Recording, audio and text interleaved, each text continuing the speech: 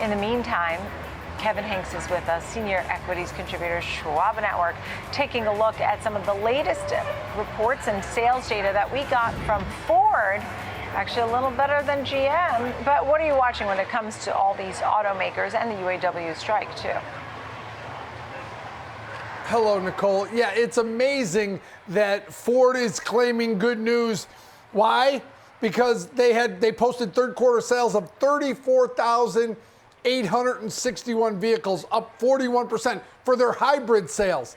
When you think Tesla stock sold off with what was the number? 400,000 cars. So if you think about it, Ford, this is good news for Ford, right? Their sales, their hybrid sales led by the Ford F-150 are starting to pick up pace, but they're still light years behind Tesla, Nicole, as you know, and they have a looming strike where Tesla does not have those headwinds in this company. So Tesla's rallying today. Ford is actually down on this news. So it's a bizarro world day in cars. The company that came out with good news is down. Tesla, that we thought had disappointing news, that stock is up, about 4%, up almost $10.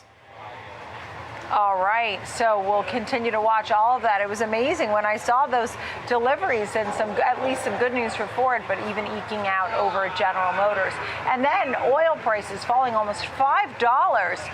A call on ExxonMobil from UBS. What are you watching? Tell us more details.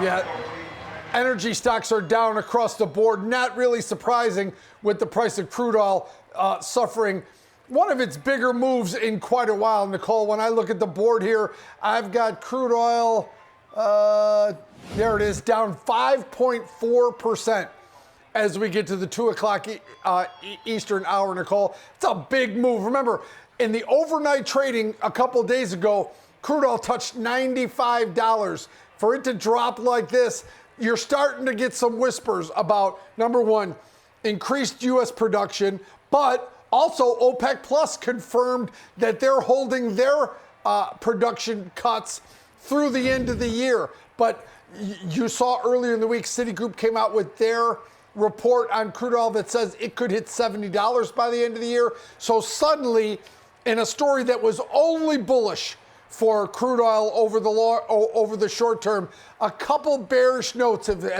have slipped into the discussion, Nicole, and suddenly crude oil finds itself having a pretty big down day here, down 5%. Yeah, pretty amazing, this move that we saw. Just when we were talking about $100 oil, now we're back well below the $90 mark. So a lot of volatility. I mean, oil was the best performing group last week. I mean, when you saw energy stocks, people were thriving and happy about what they were seeing, only to see getting hit this week. Kevin Hincks, thank you so much. Good to see you.